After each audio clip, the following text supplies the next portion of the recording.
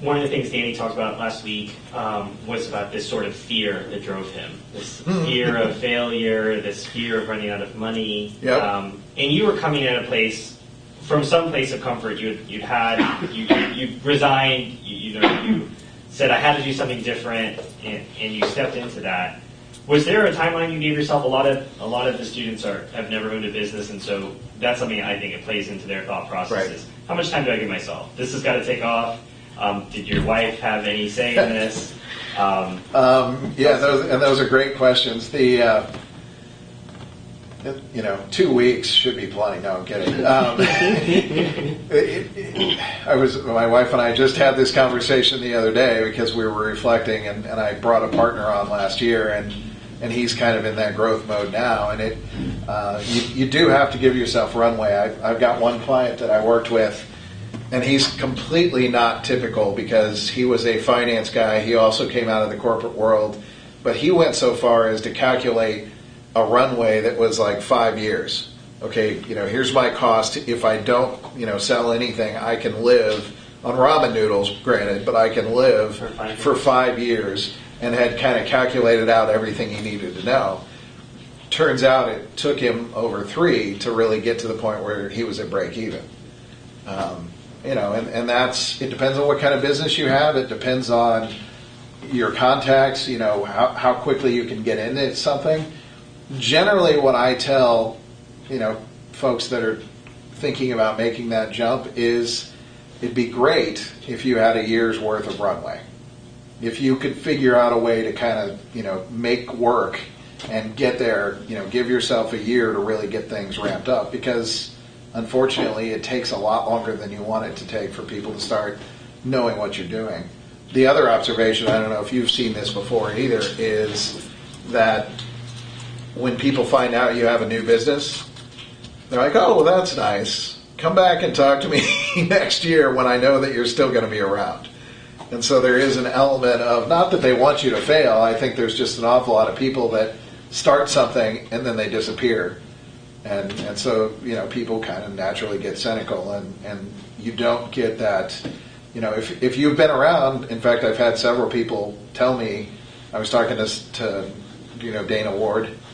So I was talking to her, and she started their business about the same time that I did, and we're both coming up on 5 years. And she's like, oh, 5 years, that's kind of the magical touch point, which I don't know if it is or not. But there is a perception that if you've been around a lot longer, that, okay, you've got something that works, it must be legitimate. So I think you, ideally, give yourself a year. If you don't have that much time and you're ready and you want to see if it'll work, then work harder. I mean, just do what you can to accelerate it, or look at your business model and make sure, is there some other way that you can support yourself? What was it that kept you going? Because you said that first year was just terrible. I mean, it was painful. When you just say, like, screw this, I can go back and make a lot of money. This was it was a nice try, but Well, there was two things. So the first one was I didn't want to go back. Because I hated it. So going back didn't sound all that attractive, even though I would have been making more money.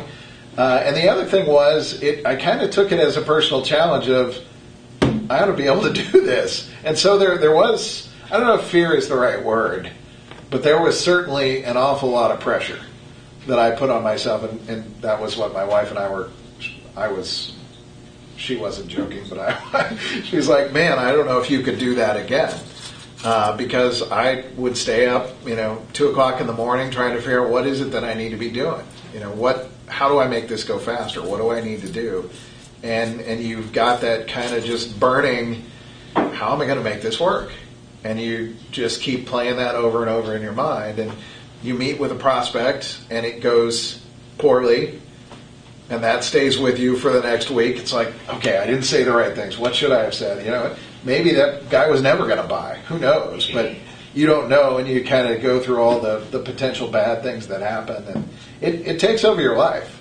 And my observation is that the business owners that have gone through that phase, that's pretty universal. I don't know too many business owners that are like, oh, yeah, started up, no big deal, just kind of skated along. I don't know anybody that's done that. It's been, if they wanted to make this jump and they were going to be entrepreneurs and they were going to start a business, they got in with both feet, and and you have to wade through a lot of crap to get to where you want to go. There's a quote for you. Thank God we're videotaping this.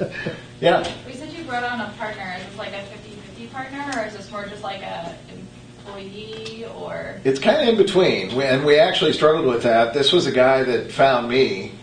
He got to a point where he was trying to figure out what he wanted to do next in his life, and thought business coaching was a good idea.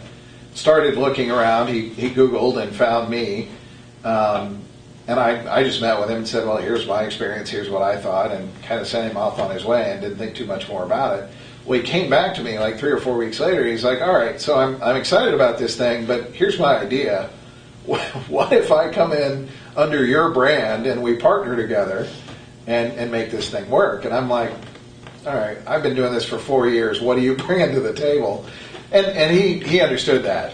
And so the way we arranged it was, I'm actually going to get a cut of whatever he makes. And so I'm taking a percentage off of his take. I guess he's an employee, but I'm not paying him as an employee, but it's kind of that type of relationship. It's more like a law firm, I guess, where I would view him as, I don't describe it this way to him, but he's the junior partner. So he's coming into the firm, for all important things, he basically is doing the same thing I'm doing. He's just responsible for getting his own clients. He's using my brand. I'm the one that I do most of the marketing. I keep up the website, all that kind of stuff. So.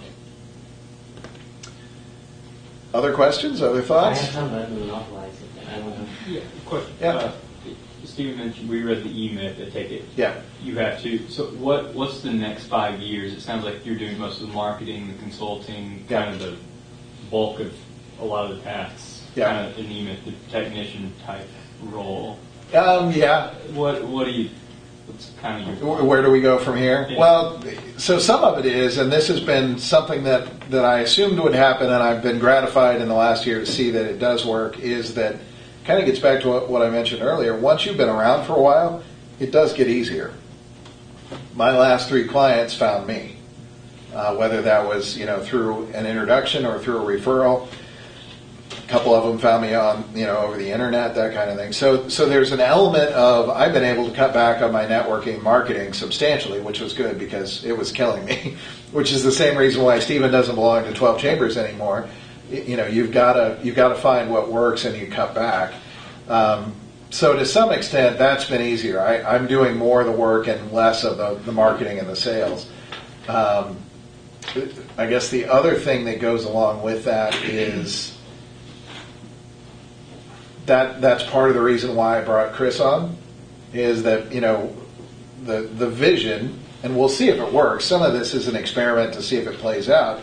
If I get 4 or 5 people and we create a firm that's 4 or 5 people deep and they're all, doing the same things, and I'm taking a cut off the top of it, well, pretty quickly that replaces whatever I'm making on my own. And it would give me something theoretically to sell, which is the other reason why you'd want to build up something to that extent.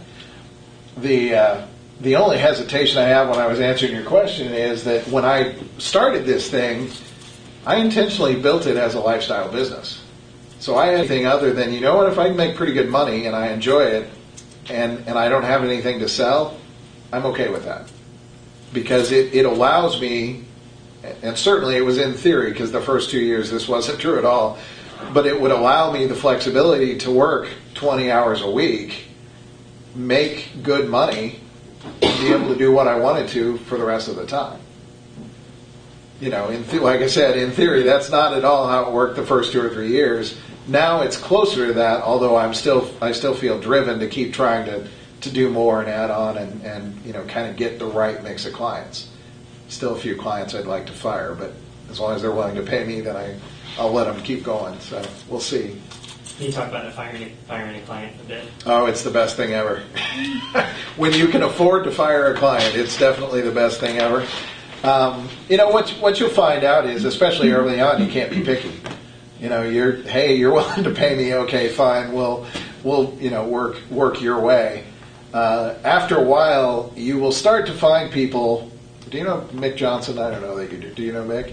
So friend of mine describes this as there's a lot of people out there that just suck. And when you start working with them as your client, you kind of start absorbing that. And there are a couple clients, actually, none that I have now that are that bad. I have had a few in the past that I would walk out of an hour and a half meeting with them, and I just felt like I'd just been beat up. I mean, it was just painful to sit there for an hour and a half with them. Not because they were inherently bad people, they were just negative, or whatever it was, we didn't resonate. And so the ability to get to a point where you're comfortable enough to say, you know what, I don't need your money anymore. Why don't you go find somebody else to wear out? And that is when you're able to pull that trigger and get out from under some of that. It is a hugely relieving feeling to be able to do that. So, question back there? Do you seem like very time intensive kind of consulting? Obviously, it's time intensive, human intensive. Yeah. I mean, do you have a number of clients that you can maintain in a certain number of time, or is that going up, or how does that scale at all? Other than training more people? Yeah, it really doesn't. Well, it kind of scales.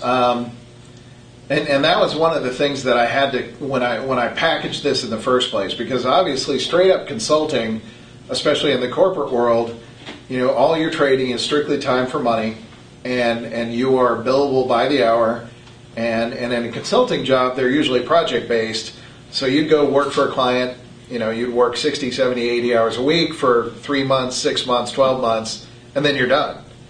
And obviously when you're in that kind of cycle, you can't do anything else. You're working, even if it's only 40 or 50 hours a week, you don't have time to network, you don't have time to market. You've got one client, and when that goes away, then you're starting all over again. So that wasn't a model that was going to cut it. The difference is, and this, I don't know if this will sound overly subtle or not, the difference is coaching versus consulting.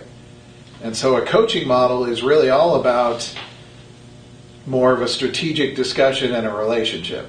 And so I sit down with my clients, most of them I meet with every other week for about an hour and a half. And in between time, I'm available if they have questions. I'm available if they, hey, I've got this new marketing campaign. Could you give me some feedback, whatever. They can call me, they can email me. But basically, they're paying me for the fact that we meet 2 times a month or every other week or whatever it works out to be. That becomes a lot more scalable. At some point in time, I can't schedule everybody. So, yeah, I run out of capacity. But right now, I could probably do 15 one-on-one clients pretty easily. And then the other thing that I do is I run peer group advisory boards, which is another way to kind of scale my time. So that's a group of 4 to 6 business owners that meet at the same time. I facilitate it from a coaching perspective. It's kind of like Vistage. It's a mastermind group type of format. I don't charge anywhere near what Vistage charges, so I need to keep thinking about that. Vistage charges like $1,000 a month, and they meet once a month, and they really target. You have to be doing $50 to $100 million to really. Our company wasn't. Oh, they weren't, and they were still paying that much. Yeah, so I need to find more people like that then, and start. For you. Yeah, there you go. Start charging more, but yeah, I don't charge anywhere near that much. But I mainly started the groups because I kept running into people that, hey, I really need help. I don't have any money. So I can't afford to pay one-on-one, rates. What could you do? And so by pulling together a group of 4, 5, 6 people, I can charge them a fraction of what I would charge for one-on-one, and it basically equates to the same thing and works out pretty well. So You can set all those time expectations up front as far as what they expect to get from you. Yeah, you have to lay it out pretty clearly, and that gets around to. You want to exceed expectations. You want to make sure it's clear that this is what you're going to get. Here's what you need to be getting out of it. And if you're not, let's talk about it and fix it. But yeah, I have to make it pretty clear that I'm not going to do your accounting for you. I'm not going to develop, your marketing campaign at a detailed level. I know people that do that, and I'd be glad to bring them in. But I'm kind of like the personal trainer at the gym. Except for a business coach or for a business owner, the personal trainer isn't going to lift the weights for you. He's just going to tell you, what's the right way to do that. one of those things where you can definitely see